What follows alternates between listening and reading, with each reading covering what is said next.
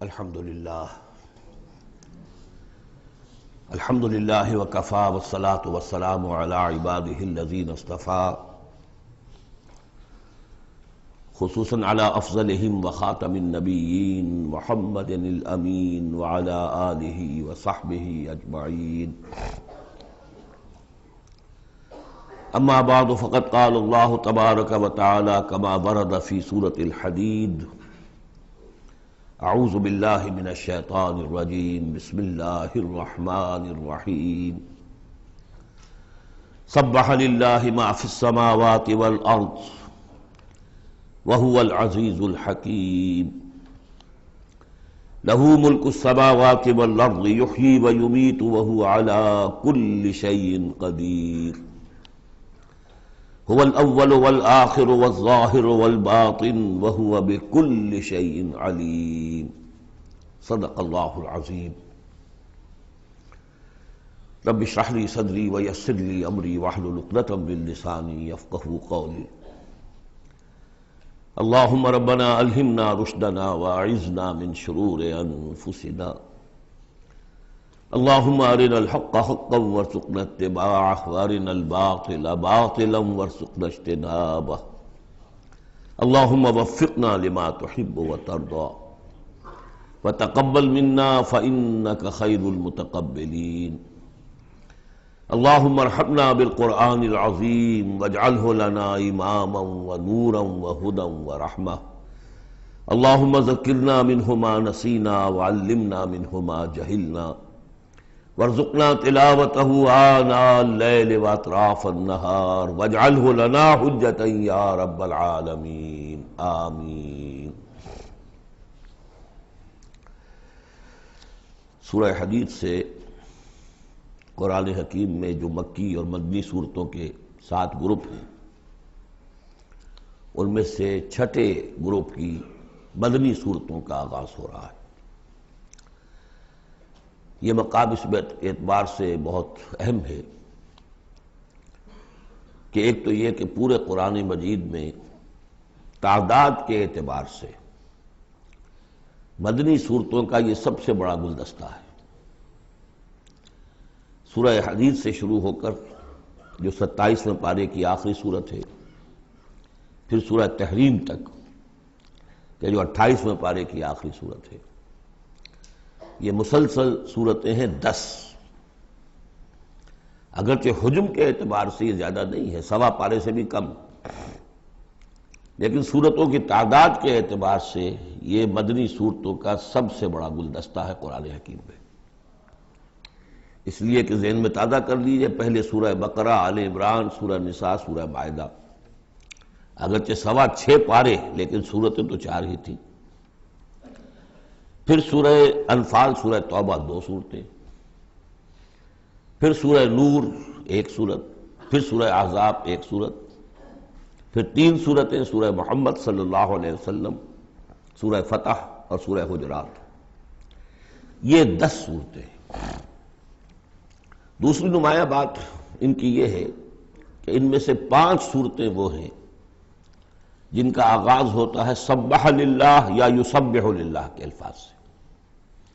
تسبیح کرتی ہے اللہ کی ہر شے جو آسمانوں میں ہے اور ہر شے جو زمین میں ہے. اور یہ تسبیح کا ذکر فعل ماضی میں بھی ہے، فعل مضارع میں بھی ہے. اور فعل مضارع عربی زبان میں حال اور مستقبل دونوں کو کور کرتا ہے.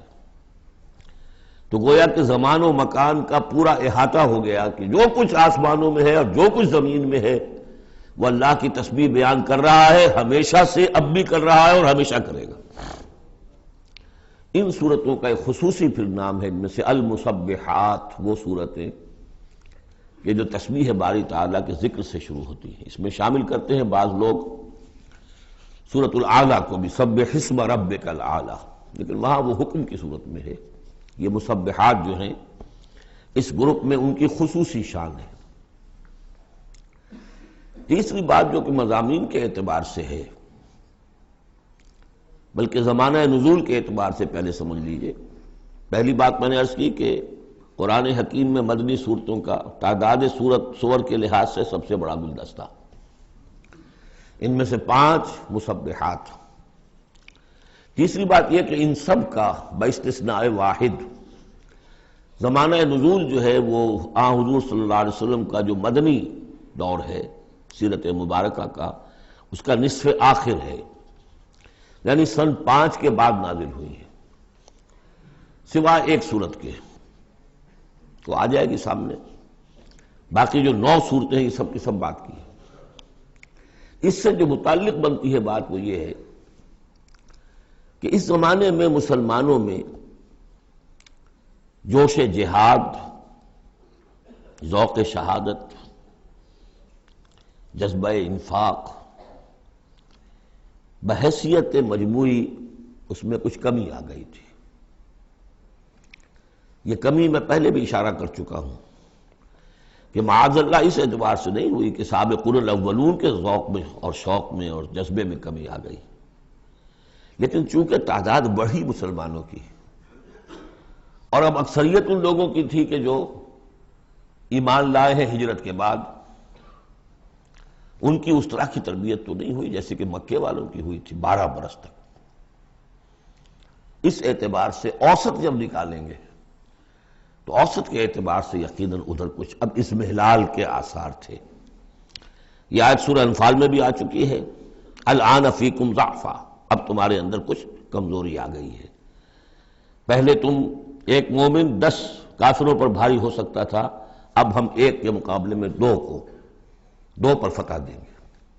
یہ بات سورہ انفال میں آ چکی ہے، لیکن یہاں خاص طور پر نوٹ کیجئے کہ ان تمام صورتوں کے پس منظر میں وہ اضمحلال ہے۔ نتیجہ یہ ہے کہ ان تمام صورتوں میں مسلمانوں کو جیسے کہ جھنجھوڑا جا رہا ہے، تمہیں کیا ہو گیا؟ سورہ صف میں آپ دیکھیں گے، یا ایھا الذین آمنوا لم تقولون ما لا تفعلون، کیا ہو گیا تمہیں؟ کیوں کہتے ہو جو کرتے نہیں ہو؟ اسی سورہ حدید میں آئے گا، وما لکم لا تؤمنون باللہ، تمہیں کیا ہو گیا؟ اللہ پر ایمان پختہ کیوں نہیں رکھتے؟ وما لکم الا تنفقوا فی سبیل اللہ، تمہیں کیا ہو گیا ہے؟ اللہ کے راہ میں خرچ کیوں نہیں کرتے؟ اسی طرح سورہ جمعہ میں وَإِذَا رَأَوْا تِجَارَةً أَوْ لَهْوًا انفضوا إِلَيْهَا وَتَرَكُوكَ قَائِمًا، تو گرفت کا پہلو ہے، پکڑ کا، اور جھنجوڑا جا رہا ہے۔ اس میں یقیناً روح سخن منافقین کی طرف بھی ہے، لیکن بحیثیت مجموع ان صورتوں میں جو اصل خطاب ہے وہ منافقین سے نہیں ہے۔ منافقین کے موضوع پر ایک مکمل صورت بھی ہے، اور سورہ حدید میں بھی اس مرض کا جو ہے اس کی پیتھولوجی پورے طور سے بیان کی گئی، یہ مرض پیدا کیسے ہوتا ہے۔ لیکن یہ ہے کہ عام طور پر جو روح سخن ہے وہ ضعفاء کی طرف ہے، کمزور مسلمان، منافق نہیں، یعنی جن کا ایمان اتنا قوی نہیں ہے کہ ہر چہ باد آباد۔ اور یہ میں آپ سے عرض کر چکا ہوں، یہ فرق تو شروع سے بھی تھا۔ السابقون الاولون من المہاجرین والانصار والذین اتبعوہم باحسان رضی اللہ عنہم ورضوا عنہ، اس درجے کے لوگوں میں بھی سب کے سب ایک جیسے تو نہیں تھے، وہ درجات تو بلند ترین ہے، رضی اللہ عنہم ورضوا عنہ، تو فرق تو تھا۔ اور اگر حفظ مراتب نہ کنی زندگی، تو ان درجات کا جب تک کہ آپ لحاظ نہ رکھیں اور نہ سمجھیں تو بات سمجھ میں نہیں آئے گی۔ اس پہلو سے یہاں اصل خطاب جو منافقین سے نہیں ہے، یعنی یہ سورہ نساء اور سورہ توبہ اس کا جو رنگ ہے اس میں اصل خطاب منافقین سے ہے، یہاں وہ بات نہیں ہے، ضعفاء، کمزور۔ اس اعتبار سے آج کے مسلمانوں کے لیے اہم ترین حصہ قرآن حکیم کا یہ 10 صورتیں ہیں۔ آج کا ایک مسلمان ان 10 صورتوں کو سمجھ لے تو گویا پورے قرآن کا خلاصہ اس کو مل جائے گا۔ ایک تو اس اعتبار سے بھی کہ جیسے میں نے عرض کیا نفاق کا مضمون آیا سورہ نساء میں، سورہ مائدہ میں، سورہ توبہ میں، اور بھی صورتوں میں آیا، سورہ قتال سے شروع ہو گیا۔ لیکن یہ کہ ایک چھوٹی سی صورت ہے 11 آیتوں کی اس مجموعے میں، سورۃ المنافقون، وہ خلاصہ ہے اس پوری بحث کا۔ ایمان کی بحث تو مکی صورتوں میں 2/3 قرآن مکی صورتوں پہ مشتمل ہے۔ اب اس میں التذکیر میں آلاء اللہ جو ہے وہ نکال دیجئے تو ساری بحث ایمان ہی کی تو ہے، توحید کی، آخرت کی، معاد کی، باس بعد الموت کی، رسالت کی۔ اتنی لمبی چوڑی بحث کو سورہ تغابن 18 آیات پر مشتمل ایک سورت ہے. واقعہ یہ ہے کہ خلاصہ نکال دیا گیا، اتر کشید کر کے رکھ دیا گیا. تو ایک تو اس اعتبار سے بھی کہ اگر ان صورتوں کو سمجھ لیا جائے تو پورے قرآن کا خلاصہ سمجھ لیجئے کہ ان میں موجود ہے. سوا پارہ ہے، سوا پارے سے بھی کم ہے. اور دوسرے اس اعتبار سے کہ آج جو ہم مسلمان ہیں تو ہم تو در حقیقت نسلی مسلمان ہیں کہ ہم چونکہ بائی ایکسیڈنٹ آف برتھ، ایک حادثہ ہے یہ، ہمارے لیے اس میں کوئی فیصلہ تو نہیں تھا کہ ہم مسلمان ماں باپ کے گھر پیدا ہوں گے. اس بات نن آف اوور چوائس. اللہ نے ہمیں پیدا کر دیا مسلمان ماں باپ کے گھر، تو ہم نے اللہ، رسول، آخرت، نماز، روزہ یہ بچپن ہی سے سیکھ لیا. لیکن وہ ایمان، قلبی یقین والا ایمان، وہ تو شاذ ہی کسی کو نصیب ہوتا ہے. ڈھونڈ اب اس کو چراغ رخ زیبا لے کر. لہذا ہماری عظیم اکثریت اس وقت منافق بھی نہیں ہے. ہم دھوکہ دینے کے لیے تو نہیں ایمان لائے ہم، الحمدللہ منافق اس معنی میں نہیں ہے. تو ہماری عظیم اکثریت جو ہے وہ اس کیٹیگری میں فال کرتی ہے جو سورہ حجرات میں ہم پڑھ آئے ہیں. قالت الاعراب آمنا قل لم تؤمنوا ولكن قولوا اسلمنا ولما يدخل الايمان في قلوبكم. اور وہاں میں بتا چکا ہوں وہ منافقین کا تذکرہ نہیں ہے، اس لیے کہ آگے فرما دیا وَإِن تُطِيعُوا اللَّهَ وَرَسُولَهُ لَا يَلِتْكُم مِّنْ أَعْمَالِكُمْ شَيْئًا. حالانکہ بہت بڑے علماء بھی اس مغالطے میں مبتلا ہو گئے. منافقین کا تذکرہ وہ نہیں ہے. وہ مسلمان کے جو مسلمان ہیں بس ہیں مسلمان، چاہے اس وجہ سے ہے کہ پورا قبیلہ اسلام لا رہا تھا تو چلو بھائی اب چلو ہم بھی ایمان لے آئے، اور چاہے اس وجہ سے کہ ہم مسلمان ماں باپ کے گھر پیدا ہو گئے، کوئی ڈفرنس نہیں ہے. لیکن نیت میں بھی کوئی دھوکہ دینا نہیں ہے. اس وقت بھی کچھ لوگ تھے جو دھوکہ دینے کے لیے ایمان لائے تھے، وہ منافق تھے. لیکن وہ لوگ کہ جن کے دل میں نہ تو مثبت طور پر خلوص والا ایمان تھا اور نہ ہی کوئی منفی طور پر کوئی نفاق تھا، وہ تھے بین. ہماری اکثریت انہی پر مشتمل ہے.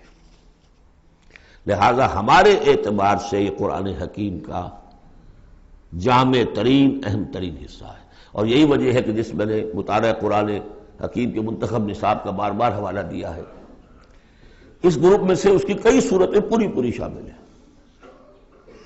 اس کا جو چھٹا حصہ ہے وہ صرف سورہ حدید پر مشتمل ہے جو ابھی ہم شروع کریں گے.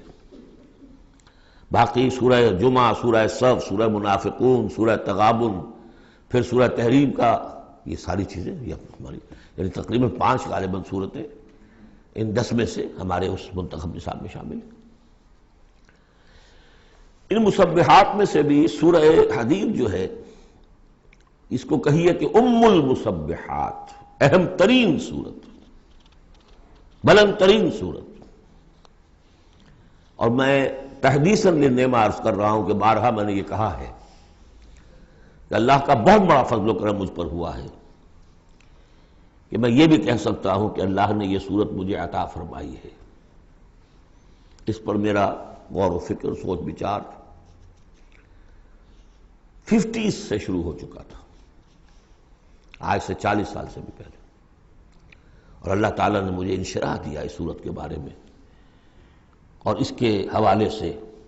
اب اس کے دروس میرے 15 گھنٹے پر بھی ہیں، اس کے بھی کیسٹس ہیں، اس کے بھی ویڈیوز ہیں. ظاہر بات ہے کہ مجھے اس وقت 1 گھنٹے میں اس کو مکمل کرنا ہے. اس میں جو مباحث ہیں عظیم، ان میں سے تو ایک چاہتا ہے کہ عظیم لیکچر اس پر ہو. بہرحال آج جتنا کچھ بھی ہو سکے گا ہوگا.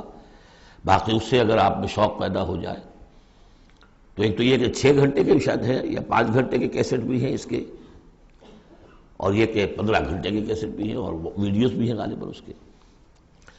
بہرحال چلیے بس اس لیے تمہید کافی، اس سے زیادہ وقت ہم صرف نہیں کر سکتے. سبح للہ ما فی السماوات والارض، تسبیح کرتی ہے اللہ کی ہر وہ شے جو آسمان میں ہے اور زمین میں ہے. وہو العزیز الحکیم، اور وہ زبردست ہے، کمال حکمت والا. آگے چل کر دیکھیے گا کہ اس میں پھر اضافہ ہوگا، سبح للہ ما فی السماوات وما فی الارض، اور ایمفیسس. پھر آئے گا یسبح للہ ما فی السماوات والارض، پھر آئے گا یسبح للہ ما فی السماوات وما فی الارض. تو یہ مضمون جو ہے ان صورتوں کا بہت اہم ہے.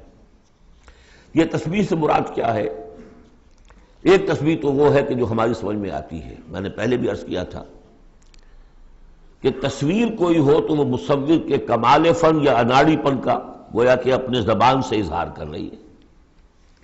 آپ دیکھتے کہتے ہیں کسی اناڑی کی بنائی ہوئی تصویر ہے، یہ آپ کہیں گے صاحب کسی بڑے ماہر فن مصور نے بنایا۔ گویا کہ تصویر اپنے مصور کے کمال فن یا اس کی عدم مہارت پر دلالت کر رہی ہے۔ اگر کمال فن پر کر رہی ہے تو گویا کہ زبان حال سے وہ تصویر اپنے مصور کی تعریف کر رہی ہے۔ اس معنی میں کائنات کا ذرہ ذرہ اپنے وجود سے گواہی دے رہا ہے، میرا پیدا کرنے والا، میرا صانع، میرا خالق، میرا باری، میرا مصور ہر عیب سے پاک ہے، ہر نقص سے پاک ہے، ایک ہستی کامل ہے، اس کے علم میں، اس کی قدرت میں، اس کی حکمت میں کہیں کوئی کمی نہیں۔ یہ تسبیح حالی ہے، زبان حال سے۔ اور جیسے کہ سورہ بنی اسرائیل میں ہم دیکھ آئے ہیں، یہ بھی ہو سکتا ہے کہ اللہ نے ہر ایک شے کو زبان دی ہو۔ سورہ حامیم سجدہ میں بھی الفاظ آئے، ہمارے ہاتھ پاؤں کہیں گے الیوم انطقنا اللہ الذی انطق کل شیء، آج ہمیں اس اللہ نے زبان دے دی، اس نے ہر شے کو زبان دی ہے، تو ہر شے کی بھی زبان ہو سکتی ہے۔ اور سورہ بنی اسرائیل میں تھا وَإِن مِّن شَيْءٍ إِلَّا يُسَبِّحُ بِحَمْدِهِ وَلَٰكِن لَّا تَفْقَهُونَ تَسْبِيحَهُمْ، تو زبان حال والی تسبیح تو ہماری سمجھ میں آ رہی ہے، ہو سکتا ہے اور معلوم ہوتا ہے کہ وہ ہے ایک کوئی دوسرا پہلو بھی جو ہماری سمجھ سے بالا تر ہے۔ وَهُوَ الْعَزِيزُ الْحَكِيمُ، یہ دو اسماء اللہ تعالیٰ کے بار بار آئے ہیں، بہت مرتبہ آئے ہیں، اور ان صورتوں میں خاص طور پر آپ دیکھیں گے بہت تکرار ہوگی ان کی۔ اس کی وجہ کیا ہے کہ ایک تو یہ کہ یہ دو اسماء جو ہیں اس اعتبار سے ان کا جوڑا جو ہے معنوی اعتبار سے بہت اہم ہے۔ العزیز وہ ہستی کہ جس کا اختیار مطلق ہے، لیکن ہمارا تصور یہ ہے کہ جہاں اختیار زیادہ آ جاتا ہے کرپشن آ جاتی ہے۔ چنانچہ پولیٹیکل سائنس کا تو ایکسیم ہے، یہ فارمولا ہے، authority tends to corrupt and absolute authority corrupts absolutely۔ لہذا ساری جو کوشش ہوتی ہے، دستور بنایا جاتا ہے چیکس اینڈ بیلنسز، جہاں اختیار ہے وہاں پہ کوئی چیکس اینڈ بیلنسز بھی ہونے چاہیے۔ اللہ پر کوئی چیک اینڈ بیلنس ہو ہی نہیں سکتا، کس کا ہوگا؟ تو وہ اختیار مطلق العزیز، اس کو بیلنس جو شے کر رہی وہ الحکیم بھی ہے، اس کی حکمت بھی کامل ہے، اس کا کوئی فعل، اس کا کوئی فیصلہ، اس کا کوئی عمل حکمت سے خالی نہیں ہے۔ یہ دونوں گویا کہ ایک دوسرے کے ساتھ ہے، العزیز الحکیم۔ لہو ملک السماوات والارض، کیونکہ اس سورہ مبارکہ میں خاص طور پر دین، ایک دین کی حیثیت سے کہ جس میں ایک نظام، پورا نظام زندگی آئے اور حکومت بھی اس کے اندر شامل ہو، اللہ کی حکومت، لہذا یہ شانیں جو ہے خاص طور پر نمایاں کی جائیں گی۔ لہو ملک السماوات والارض، اس کے لیے ہے آسمانوں اور زمین کی بادشاہی۔ یحیی و یمیت، وہی زندہ رکھتا ہے، وہی مارتا ہے۔ وَهُوَ عَلَىٰ كُلِّ شَيْءٍ قَدِيرٌ، وہ ہر چیز پر قادر ہے۔ اس سورہ مبارکہ کی پہلی 6 آیات میں اللہ تعالیٰ کے اسماء و صفات کا جو ذکر ہو رہا ہے وہ پورے قرآن میں اس اعتبار سے منفرد ہے کہ بلند ترین سطح پر انتہائی جامعیت کے ساتھ فلسفے اور منطق کی بلند ترین سطح پر ہے، لیکن میرے پاس وقت نہیں ہے کہ میں تفصیل میں جا سکوں۔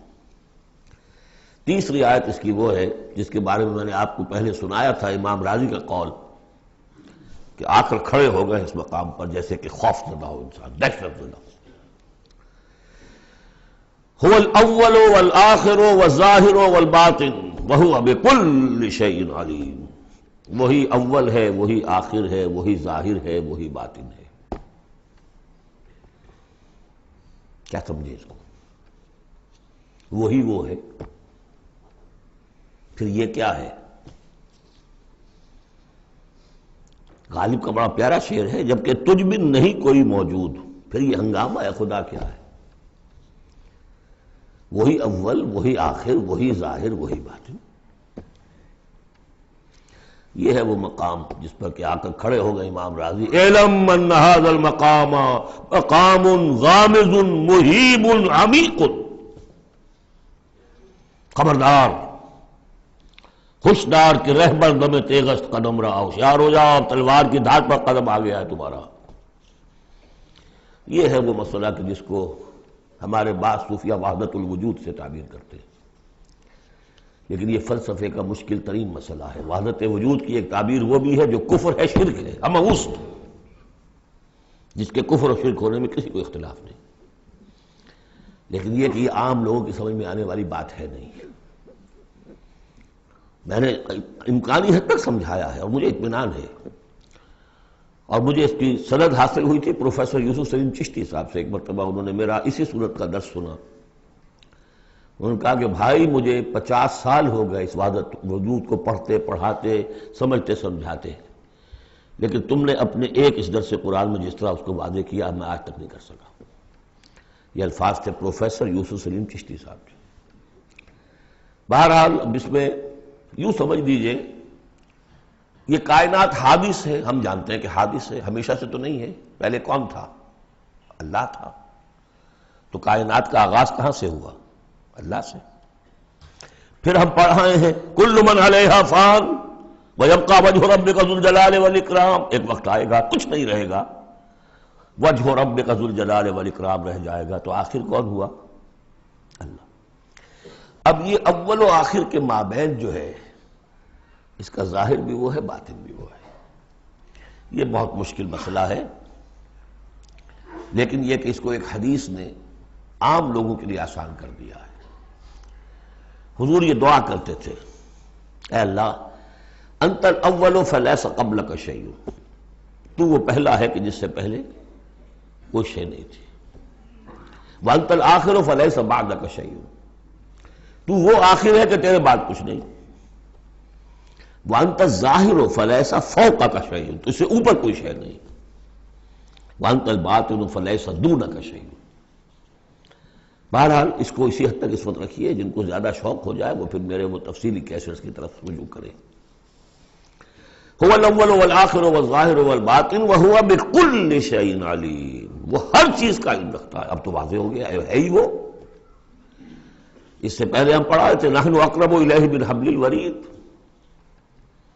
تو اس حوالے سے تو یہ دو صفات اللہ کی خاص طور پر آپ دیکھیں گے قرآن میں، علی کل شیء قدیر بکل شیء علیم، دو چیزیں آئیں گی خاص طور پر، ہر چیز کا علم رکھنے والا، ہر چیز پر قادر۔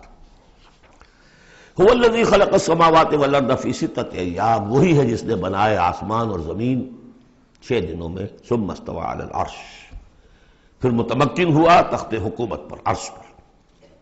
یعلم ما یلج فی الارض، یہ پہلے بھی آیت آ چکی ہے سورہ فاطر میں غالباً یا سورہ سبا میں۔ وہ جانتا ہے جو کچھ کے داخل ہوتا ہے زمین میں، وما یخرج منہا، جو کچھ نکلتا ہے اس سے، وما ینزل من السماء، اور جو کچھ اترتا ہے آسمان سے، وما یعرج فیہا، اور جو چڑھتا ہے اس میں، وہو معکم، ویسے پانی بھی اترتا ہے، بخارات بھی چڑھتے ہیں، فرشتے اترتے ہیں احکام خداوندی لے کر اور پھر وہ چڑھتے ہیں، یا تو انسانوں کی جانیں لے کر بھی چڑھ رہے ہوتے ہیں، یا یہ کہ جو بھی یہاں پر ہو رہا ہے اس کی رپورٹس لے کر چڑھتے ہیں۔ زمین کے اندر پانی جذب ہوتا ہے، بیج داخل ہوتا ہے، نکلتا ہے پودا، ان تمام چیزوں کا احاطہ کیا۔ وَهُوَ مَعَكُمْ أَيْنَمَا كُنْتُمْ، تم جہاں کہیں بھی ہوتے ہو وہ تمہارے ساتھ ہوتا ہے۔ وَاللَّهُ بِمَا تَعْمَلُونَ بَصِيرٌ، اللہ تعالیٰ جو کچھ تم کر رہے ہو اسے دیکھ رہا ہے، خود چشمدید گواہ ہے۔ پھر دیکھیے لَهُ مُلْكُ السَّمَاوَاتِ وَالْأَرْضِ، توحید کا یہ تقاضا کہ بادشاہی اسی کی ہو،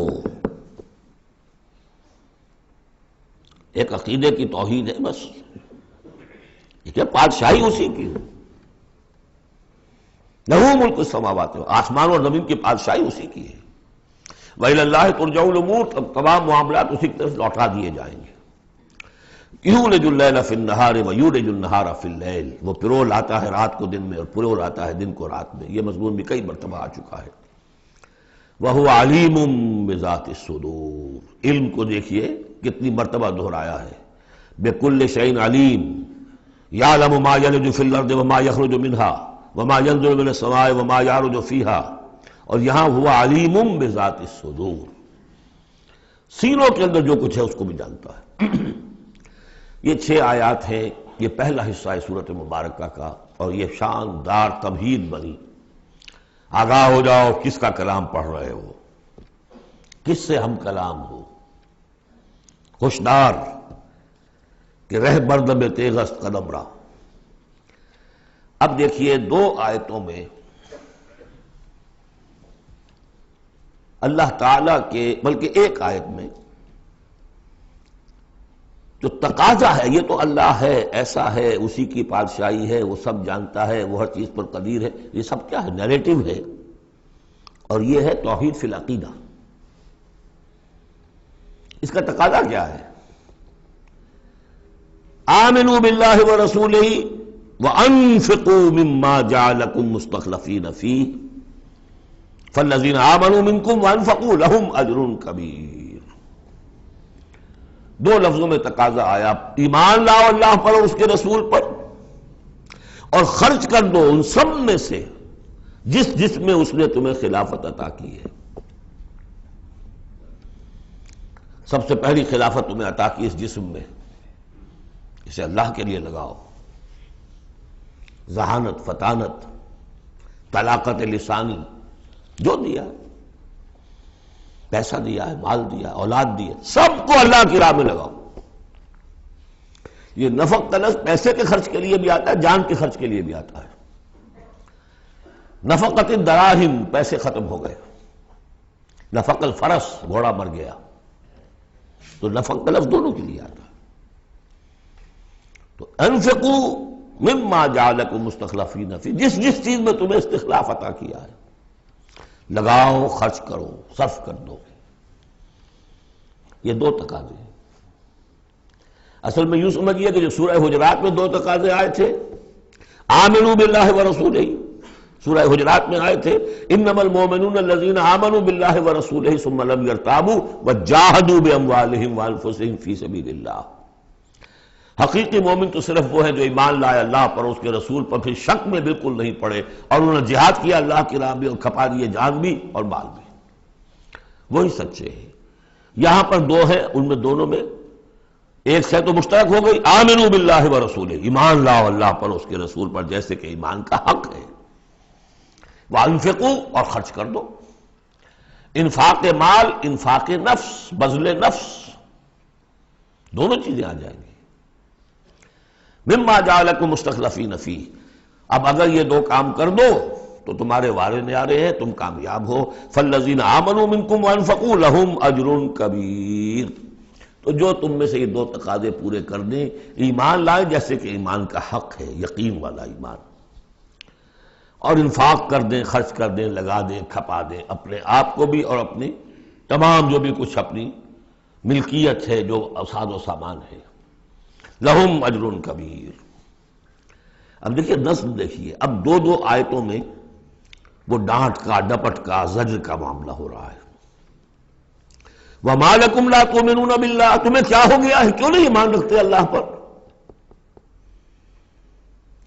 وَالرَّسُولُ يَدْعُوكُمْ لِتُؤْمِنُوا بِرَبِّكُمْ، جبکہ ہمارے رسول محمد صلی اللہ علیہ وسلم تمہیں دعوت دے رہے ہیں، وہ ابھی موجود ہیں تمہارے مابین، تمہیں کیا ہو گیا؟ وہ تمہیں دعوت دے رہے ہیں کہ تم ایمان رکھو اپنے رب پر۔ وَقَدْ أَخَذَ مِيثَاقَكُمْ، اور دیکھو تم سے عہد لے چکا ہے تمہارا رب۔ اگر تم ایمان کا دعویٰ کرتے ہو تو عہد در عہد، ایک عہد تو تم لے کر آئے تھے، کر کے آئے تھے، أَلَسْتُ بِرَبِّكُمْ قَالُوا بَلَىٰ، پھر ایک عہد تم نے کیا سَمِعْنَا وَأَطَعْنَا، پھر تم نے عہد کیا ان اللہ اشترى من المؤمنین انفسهم واموالهم بان لهم الجنہ، بیع و شرع ہو چکی ہے۔ وقد اخذ میثاقکم، وہ تم سے عہد لے چکا ہے، ان کنتم مؤمنین، اگر تم حقیقتاً مومن ہو، دعویٰ تو کر رہے ہو ایمان کا۔ ساتھ ہی اب راستہ بتا دیا، اگر تم اپنی گریبان میں جھانکو اور محسوس کرو کہ وہ یقین والا ایمان تو نہیں ہے، اندر تو کچھ خلاصہ ہے، اللہ کرے کہ ہمیں اس کا احساس ہو جائے، اپنی گریبانوں میں جھانکیں۔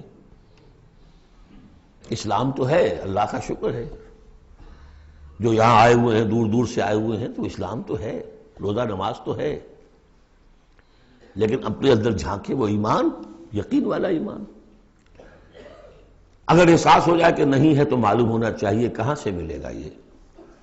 هو الذی ينزل على عبده آیات بینات لیخرجکم من الظلمات الى النور، وہی تو ہے جو اپنے رب، اپنے بندے پر صلی اللہ علیہ وسلم یہ آیات بینات نازل کر رہا ہے تاکہ نکالے تمہیں اندھیروں سے روشنی کی طرف۔ گویا کہ ایمان حقیقی، یقین والے ایمان کا منبع، سرچشمہ، اس کی سورس یہ ہے اللہ کی کتاب۔ اسے پڑھو، سمجھ کر پڑھو، تدبر کرو، غور و فکر کرو، محسوس کرو گے کہ تمہارے اندر ایک ہلچل ہے،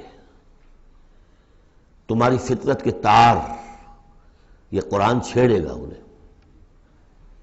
نغمے بیتاب ہے تاروں سے نکلنے کے لیے، ایک ذرا چھیڑ تو دے زخمہ مضراب حیات، اور اس سے خود تمہارے اندر سے ابھر کر ایمان اندر سے ابھرے گا۔ تمہارے اندر ہے، سویا ہوا ہے، تمہاری روح میں ہے، ڈورمنٹ ہے، صرف ایکٹیویٹ کرنے کی بات ہے، اور یہ آیات قرآنیہ انہیں ایکٹیویٹ کرتی ہیں۔ هو الذی ينزل على عبده آیات بینات لیخرجکم من الظلمات الى النور وان اللہ بکم لرؤوف رحیم، اور یقیناً اللہ تمہارے حق میں بہت رؤوف اور رحیم ہے۔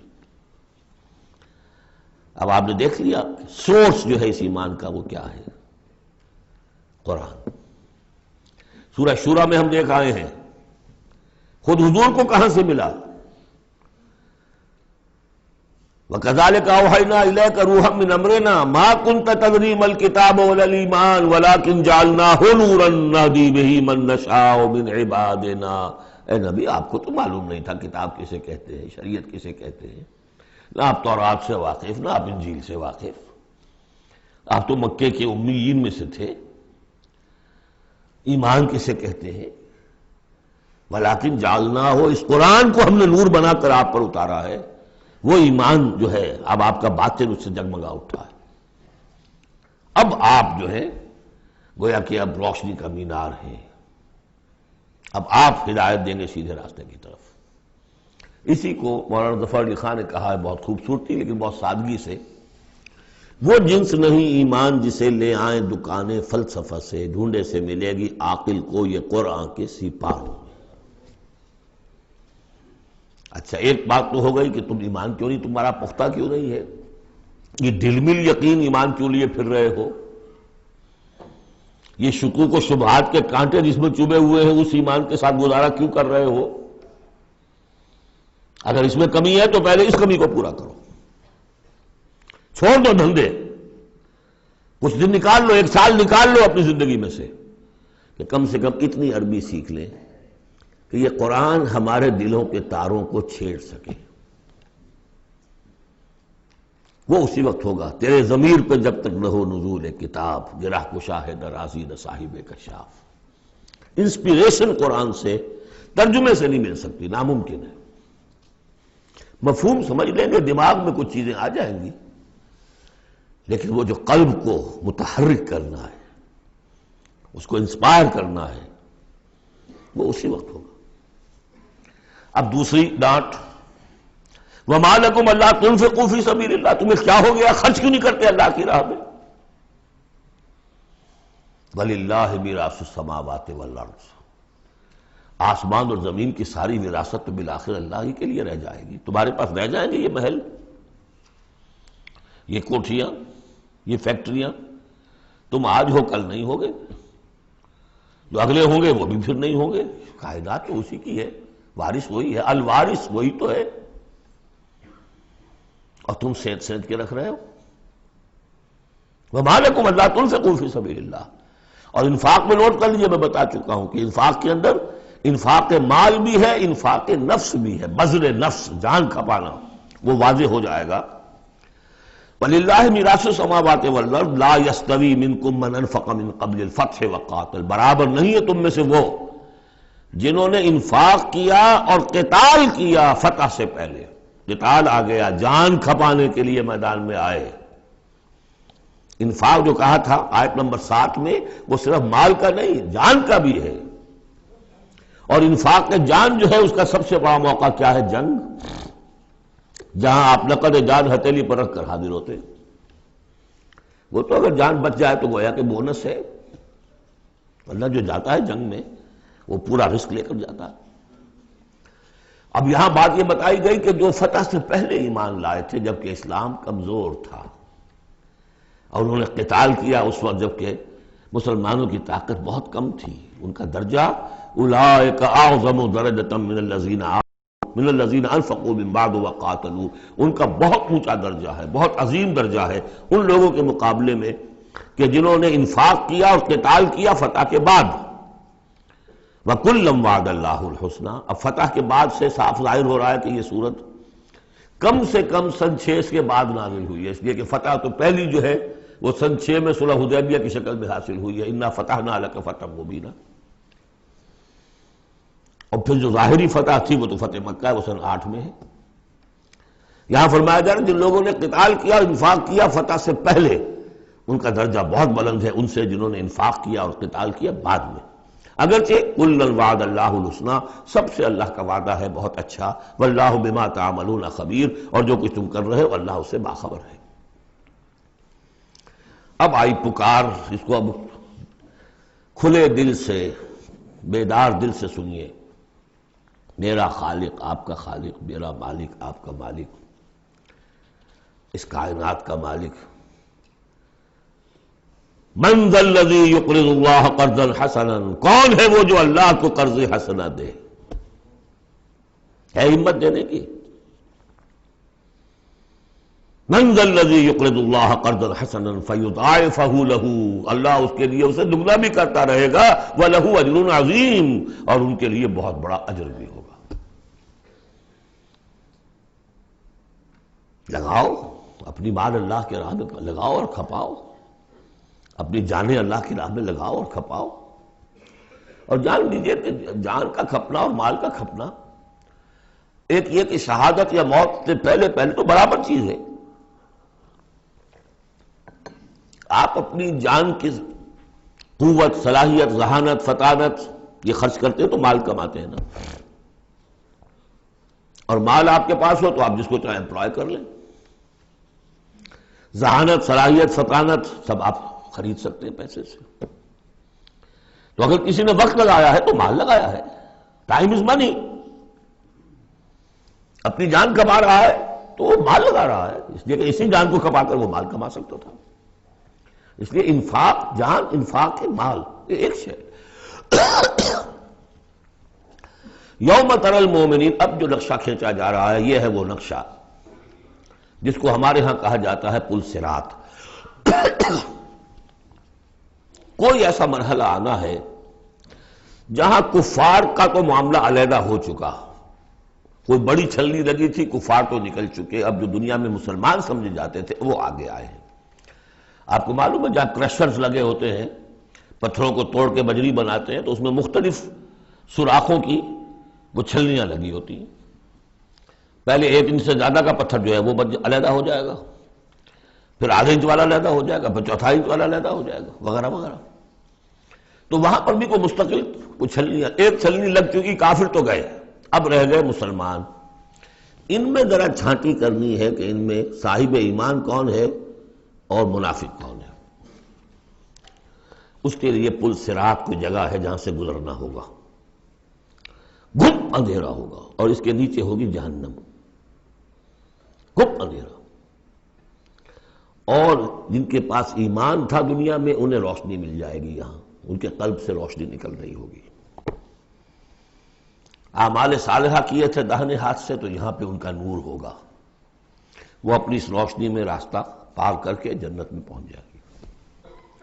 اور جن کے پاس یہ روشنی نہیں تھی، چاہے وہ مسلمانوں میں شریک تھے، چاہے مسلمانوں کے قائد ہوں، بہت بڑے قائد ہوں، لیکن اگر وہ نور ایمان سے محروم تھے اور اعمال صالحہ کی کوئی پونجی نہیں تھی، انہیں روشنی نہیں ملے گی، وہ ٹھوکریں کھاتے ہوئے گریں گے اور جہنم میں جائیں گے۔ یہ ہے نقشہ۔ یہ نقشہ یہاں پر تفصیل سے کھینچا گیا ہے، پھر دوبارہ آخری جو سورت ہے سورہ تحریم، اس میں پھر اس کا تذکرہ آئے گا۔ یوم تری المؤمنین والمؤمنات یسعی نورہم بین ایدیہم وبایمانہم، جس دن کہ تم دیکھو گے مومن مردوں اور مومن عورتوں کو کہ ان کا نور دوڑتا ہوا ہوگا ان کے سامنے اور داہنی طرف، سامنے نور ایمان اور داہنی طرف نور اعمال صالحہ۔ بشراکم اليوم جنات تجری من تحتها الانہار خالدین فیہا، ان سے کہا جائے گا آج تمہارے لیے بشارت ہے ان جنتوں کی جن کے نیچے نہریں بہہ رہی ہیں اور تم رہو گے اس میں ہمیشہ ہمیشہ، ذالک هو الفوز العظیم، یقیناً یہی بہت بڑی کامیابی ہے۔ یوم یقول المنافقون والمنافقات، جس دن کے کہیں گے منافق مرد اور منافق عورتیں، للذین آمنوا، ان اہل ایمان سے، انظرونا، ذرا ٹھہرو، ہمارا انتظار کرو، نقتبس من نورکم، تمہاری روشنی سے ہم بھی فائدہ اٹھا لیں۔ ہمارے پاس تو کوئی نور ہے نہیں۔ دیکھیے انتہائی گھٹ اندھیرا ہو، کہیں جنگل میں سے گزرنا ہو اور پگڈنڈی ہو، اس پر آپ چل رہے ہو، جس کے پاس ٹارچ ہے وہ تو گویا کہ بادشاہ ہے اس وقت، اور وہ تیز تیز قدم اٹھا رہا ہے، پیچھے والا کہتے کہ بھائی ٹھہرو بھیا، تمہارے پاس تو ٹارچ ہے، ہمیں بھی ساتھ لے کے چلو، وہی نقشہ ہے۔ انظرونا، ہمیں مہلت دو، انتظار کرو ہمارا، ذرا ٹھہرو، کہاں بڑھے چلے جا رہے ہو؟ اقتبس من نورکم، یہی وہ لفظ اقتباس، قبس کہتے ہیں چنگاری کو، کسی چولہے میں سے چنگاری لا کر اپنے چولہے میں آگ جلا لینا، ہم تمہارے اس نور سے فائدہ اٹھا لیں۔ قیل ارجعوا وراءکم فالتمسوا نورا، کہا جائے گا لوٹ جاؤ پیچھے کی طرف اور تلاش کرو نور۔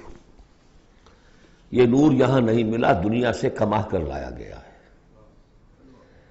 یہاں قیلہ کہا گیا، قالو نہیں کہا گیا۔ اہل ایمان کی شرافت اور مروت سے یہ بعید ہے کہ وہ یہ جواب دے، کوئی کہنے والا ہوگا اللہ کا فرشتہ، قیلہ کہا جائے گا، قیل ارجعوا وراءکم، لوٹ جاؤ پیچھے کی طرف، فالتمسوا نورا، اگر ہو سکتا جاؤ دوبارہ دنیا کے اندر، وہاں جا کر ایمان اور عمل صالح کی کمائی کر کے لاؤ تو یہ نور ہوگا۔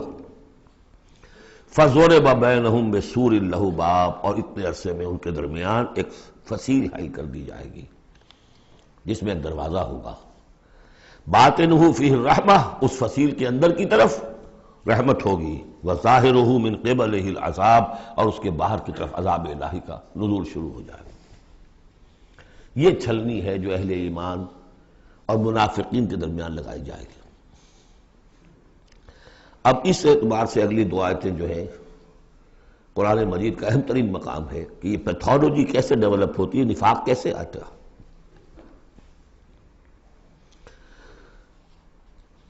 ینادونہم الم نکن معکم، وہ منافق کہیں گے اے مسلمانوں کیا ہم تمہارے ساتھ نہ تھے؟ تمہارے ساتھ مسجد نبوی میں ہم نمازیں پڑھتے تھے، عیدیں پڑھتے تھے، ہم تمہارے ساتھ تھے۔ الم نکن معکم، کیا ہم تمہارے ساتھ نہ تھے؟ قالوا بلا، اب وہ کہیں گے ہاں تھے تو ہمارے ساتھ، کیوں نہیں تھے؟ ولکنکم فتنتم انفسکم، تم نے اپنے آپ کو فتنے میں ڈالا۔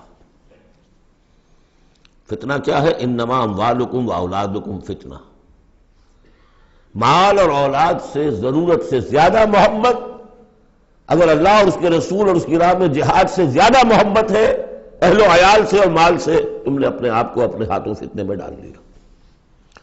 یہاں ذرا وہ آیت اب یاد کر لیجئے جو سورہ توبہ میں ہم پڑھا ہے، آیت نمبر 24، قل ان کان آباؤکم وابناؤکم واخوانکم وازواجکم وعشیرتکم واموال اقترفتموها وتجارۃ تخشون کسادها ومساکن ترضونها احب الیکم من اللہ ورسولہ وجہاد فی سبیلہ فتربصوا حتی یأتی اللہ بامرہ واللہ لا یہدی القوم الفاسقین۔ اے نبی ان سے کہہ دیجئے کہ اگر تمہیں اپنے باپ اور بیٹے اور بھائی اور بیویاں اور رشتہ دار اور وہ مال جو بڑی محنت سے جمع کیے ہیں، وہ تجارت جس کی کساد کا تمہیں اندیشہ رہتا ہے، اور وہ حویلیاں اور محل جو تمہیں بڑے محبوب ہیں، اگر ان 8 چیزوں کی محبت زیادہ ہے تمہارے دل میں اللہ اور اس کے رسول اور اس کی راہ میں جہاد کی محبت سے، تو جاؤ دفع ہو جاؤ، انتظار کرو یہاں تک کہ اللہ اپنا فیصلہ سنا دے۔ یہ ترازو کس نے ٹلٹ کی ادھر؟ یہ 8 والا پلڑا کیوں ہوا نیچے؟ کیوں نہیں یہ 3 والا نیچے گیا؟ یہ تمہارا فیصلہ ہے، اٹ واز یور چوائس، لہذا فتنتم انفسکم، تم نے خود اپنے آپ کو فتنے میں ڈالا، اور یہ فتنے میں جب ڈالا وَتَرَبَّصْتُمْ، نتیجہ تربص نکلا، وہی جو آیت ختم ہوئی آیت نمبر 24 سورہ توبہ کی، فَتَرَبَّصُوا، گو مگو میں آدمی مبتلا ہو جاتا ہے، چلوں نہ چلوں، بڑھوں نہ بڑھوں، قدم بڑھاتا ہوں تو یہ خطرات آتے ہیں، یہ مصیبتیں آتی ہیں، رک جاتا ہوں تو باز پرس ہوتی ہے، پوچھا جائے گا، اچھا چلو جھوٹ بول کے جان بچا لوں گا، اس سے آگے بڑھنا شروع ہوتا ہے بس۔ وَلَٰكِنَّكُمْ فَتَنْتُمْ أَنفُسَكُمْ وَتَرَبَّصْتُمْ وَارْتَبْتُمْ، اور پھر ایک مرحلہ آتا ہے کہ وہ ایمان کی تھوڑی بہت پونجی جو تھی اس میں ریب اور شکوک و شبہات کے کانٹے چبھنے شروع ہو جاتے ہیں، کیا پتہ ہوگی بھی کہ نہیں آخرت،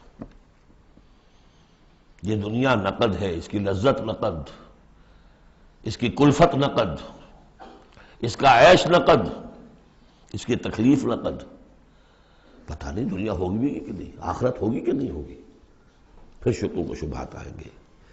آخری بات وغرتکم الامانی، پھر تمہیں دھوکہ دیا مزید تمہاری خواہشات نے، اللہ بڑا بخشنے والا ہے، اللہ پالن ہار ہے، اللہ بخشن ہار ہے، ہم کچھ بھی کریں آخر تیرے محبوب کی امت میں ہیں، we are the chosen people of the lord, غرتکم الامانی، کبھی خیال ہوتا بھی ہے تو یہ تھپکیاں دے دے کر یہ امانی جو ہے یہ سلا دیتی ہے۔ وغرکم باللہ الغرور حتی جاء امر اللہ، یہاں تک کہ اللہ کا فیصلہ آ گیا، وغرکم باللہ الغرور، اور تمہیں خوب دھوکہ دیا اللہ کے نام پر اس دھوکے باز نے، شیطان لعین نے، یہ سورہ لقمان میں آ چکا ہے۔ فلا یغرنکم الحیات الدنیا ولا یغرنکم باللہ الغرور، یہ ہے سٹیجز۔ دنیا، مال، اسباب، اولاد، کاروبار، ان چیزوں میں اتنا انہماک کہ اللہ اور اس کا رسول اور اللہ کی راہ میں جہاد کی جو محبت ہے وہ کم تر ہو جائے، یہ نقطہ آغاز ہے۔ یہاں سے تربص سے ریب و شکوک، اور ریب و شکوک سے آگے نفاق۔ فَالْيَوْمَ لَا يُؤْخَذُ مِنْكُمْ فِدْيَةٌ وَلَا مِنَ الَّذِينَ كَفَرُوا، تو آج نہ تم سے کوئی فدیہ قبول کیا جائے گا اور نہ کافروں سے۔ اشارہ کر دیا گیا دنیا میں تم مسلمانوں کے ساتھ تھے، یہاں تمہارا حشر ہم کافروں کے ساتھ ہے، یہی نفاق کی حقیقت ہے۔ منافق دنیا میں مسلمان شمار ہوتا ہے، قانون میں مسلمان ہے، آخرت میں جا کر پردہ کھلے گا کہ ایمان کی حقیقت تو تھی ہی نہیں، یہ تو ایک عقیدہ تھا، لیے پھرتا تھا، ایک ڈوگما تھا، دل میں وہ بات نہیں تھی۔ وَلَمَّا يَدْخُلِ الْإِيمَانُ فِي قُلُوبِكُمْ، وہ ایمان ابھی تمہارے دلوں میں داخل نہیں ہوا تھا، دل کے اندر ایمان نہیں تو نور کہاں سے آ جائے گا، اور دل میں ایمان نہیں تو جو نیکی بھی کر رہے ہیں وہ دکھاوے کی نیکی ہے، وہ دنیا میں لوگوں کے اندر شہرت حاصل کرنے کی نیکی ہے۔ ہاں ایمان یہاں ہے تو اب نیکی جو ہے اس کے اندر نور ہے۔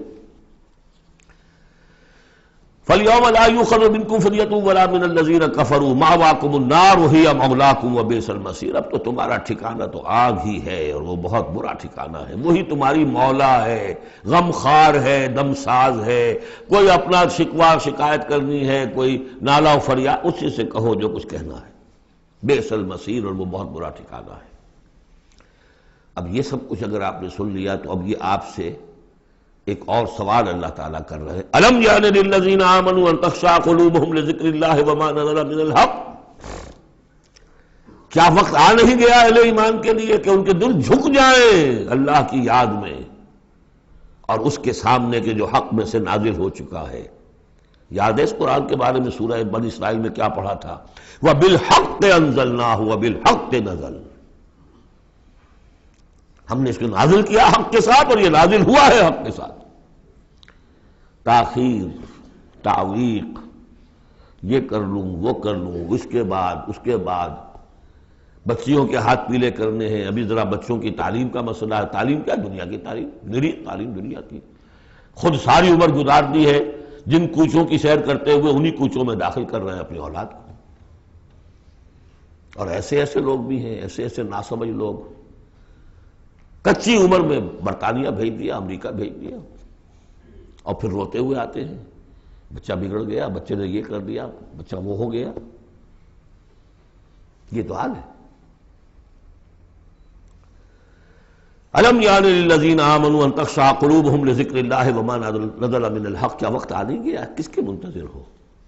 اہل ایمان کے دل جھک جائیں اللہ کی یاد میں اور اس قرآن کے سامنے.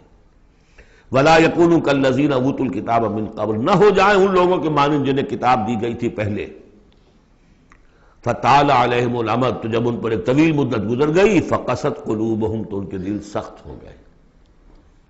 یاد ہے سورہ بقرہ کی آیت، ثُمَّ قَسَتْ قُلُوبُكُمْ فَهِيَ كَالْحِجَارَةِ أَوْ أَشَدُّ قَسْوَةً، پھر پتھروں کی طرح سخت، اس سے بھی زیادہ سخت.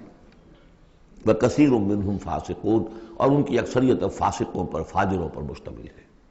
دیکھ لو ایک راستہ وہ ہے، اب بھی نہ مڑو گے، اب بھی نہ توبہ کرو گے، اب بھی نہ باز آؤ گے، تو پھر دیکھ لو نشان عبرت کے طور پر وہ موجود ہے قوم. ثم قست قلوبکم فہی کالحجارۃ او اشد قسوہ. اعلموا، اب ساتھ ہی جہاں یہ ذرا ڈانٹ ڈپٹ کا انداز ہے، ہمت افزائی بھی، گھبراؤ نہیں. اگر تم یہ محسوس کرتے ہو کہ دل کی زمین، دل کی کھیتی ایمان کے اعتبار سے بنجر ہے، کچھ نہیں اس میں، تب بھی گھبراؤ نہیں، مایوس نہ ہو. اعلموا ان اللہ یحیی الارض بعد موتها، جان لو اللہ تعالیٰ زندہ کر دیتا ہے زمین کو اس کے مرنے کے بعد. زمین دیکھتے ہو بے آب و گیا بڑی ہوتی ہے، بنجر، بارش برستی ہے تو وہ زندہ ہو جاتی ہے. اللہ تمہارے دلوں کی کھیتی کو بھی اثر نو، ایمان کی فصل بخش سکتا ہے. مایوس نہ ہو. اعلموا ان اللہ یحیی الارض بعد موتها قد بینا لکم الآیات لعلکم تعقلون، ہم نے تو تمہارے لیے اپنی آیات خوب واضح کر دی ہیں تاکہ تم عقل سے کام لو. یعنی ہمت نہ ہارو، کوشش کرو. کھیتیاں دوبارہ اس کے اندر فصل آ جایا کرتی ہے، بارش برستی ہے، ہاں لیکن کھیتی کے اندر کچھ ہل چلانا پڑتا ہے، بیج ڈالنا پڑتا ہے، مشقت کرنی پڑتی ہے. تو یہاں بھی تمہیں ایک حل چلانا ہوگا، اور وہ حل چلانا کیا ہے؟ یہ مال کی محبت ہے کہ جو اس زمین کے اندر جس نے کہ بنجر بنا دیا ہے، اس کو حل چلاؤ، مال کی محبت نکالو. ان المصدقین والمصدقات واقرضوا اللہ قرضا حسنا یضاعف لهم ولهم اجر کبیر. یقیناً صدقہ دینے والے مرد اور صدقہ دینے والی عورتیں، اور جو اللہ کو قرض حسنا دیں. یہ میں بتا چکا ہوں سورہ بقرہ میں جب ہم پڑھ رہے تھے 2 رکوع، کہ اللہ کے لیے، دین کے لیے، اللہ کی رضا جوئی کے لیے خرچ کرنے کی 2 مدیں ہیں. ایک انسانوں میں سے غرباء، مساکین، یتیموں، بیواؤں، بیماروں، مسافروں اور مقروضوں کے لیے خرچ کرنا، وہ صدقہ ہے. اس لیے زکوٰۃ کو بھی کہا صدقات، انما الصدقات للفقراء والمساکین. یہ کہ اللہ کے دین کے لیے، اس کی دین کی نشر و اشاعت ہے، اس کے پیغام کو پھیلانا ہے، اس کی تعلیم ہے، پھر اس دین کو غالب کرنے کی جد و جہد ہے. اس کے لیے ساز و سامان چاہیے، اس کے لیے وسائل چاہیے. تو ایک ہے صدقہ، ایک ہے اللہ کے ذمہ قرض حسنہ. کیوں؟ اس لیے کہ اللہ کے دین کو غالب کرنا ہے، لہذا اس کی جد و جہد میں جو مال خرچ ہو رہا ہے، اللہ اسے اپنے ذمہ قرض حسنہ کہتا ہے. یہ حل چلانا پڑے گا. مال کی محبت اس سے نکلے گی. صدقہ دو گے، اللہ کو قرض حسنہ دو گے، تو یہ جو اس نے بریک لگی ہوئی ہے، جیسے گاڑی کو بریک لگی ہوئی ہے اور آپ جو ہے ایکسلریٹر کو دبا رہے ہیں، تو وہ تو لاکنگ کرے گی، وہیں کی وہیں کھڑی رہ جائے گی، چلے گی تو نہیں. کیسے چلے؟ بریک لگی ہوئی ہے. اس بریک کو کھولو پہلے، اور وہ بریک کیا ہے؟ مال کی محبت. اس کا علاج کیا ہے؟ انفاق. ان المصدقین والمصدقات واقرضوا اللہ قرضا حسنا یضاعف لهم ولهم اجر کریم والذین آمنوا باللہ ورسلہ اولئک هم الصدیقون والشہداء عند ربہم. اب آخری مرتبہ یہ صدیقیت اور شہادت کا بھی مضمون ہمارے ہاں پھر آ گیا. اگر یہ بریک کھل گیا، اب گاڑی کو چلاؤ، گاڑی چلے گی.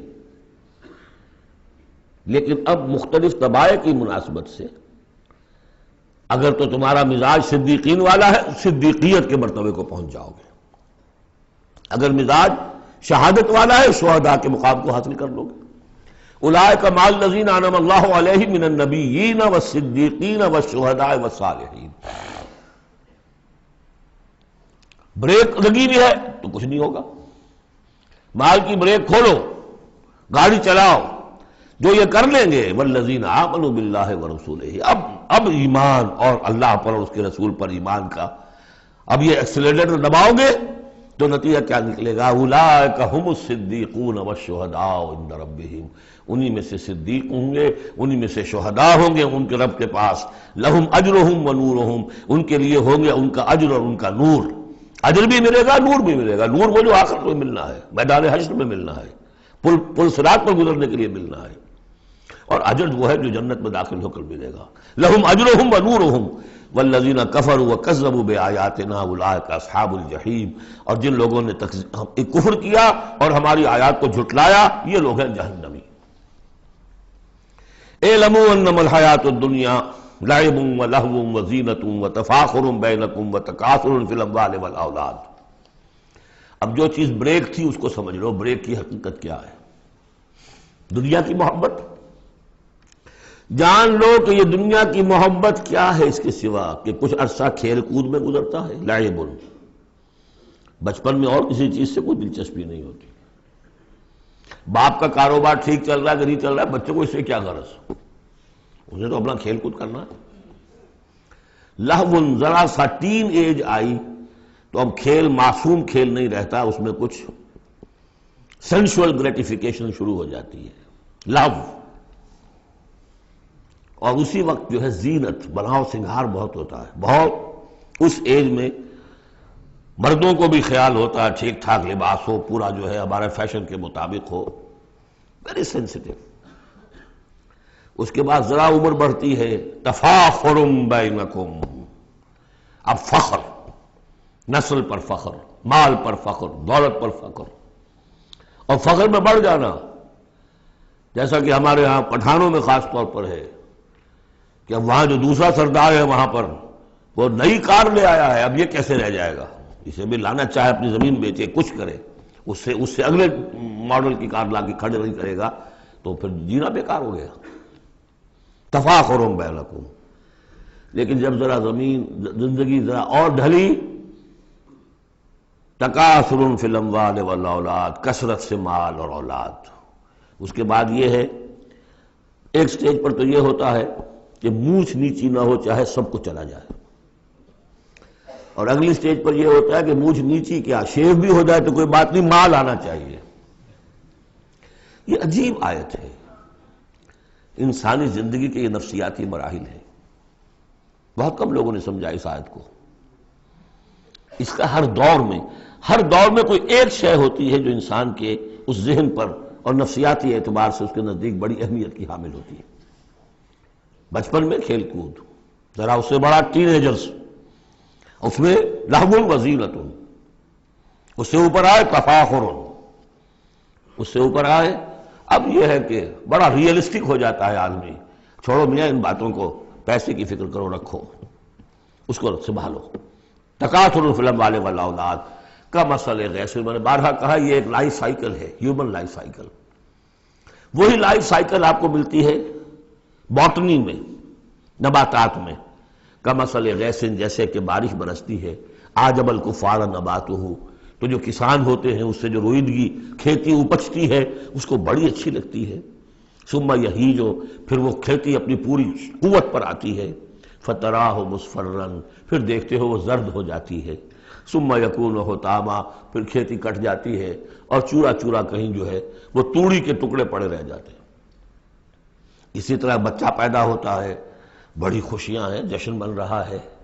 پھر وہ بچہ جوان ہوا ہے، ثم یہیج، جو اپنی پوری قوت کو پہنچ گیا ہے. فتراہ مصفرا، پھر بالوں میں بھی سفیدی آ گئی، پھر چہرے پر جھریاں آ رہی ہیں. ثم یکون حطاما، پھر مرے اور گڑھے میں دفن ہوئے اور مٹی میں مل کر مٹی ہو گئے.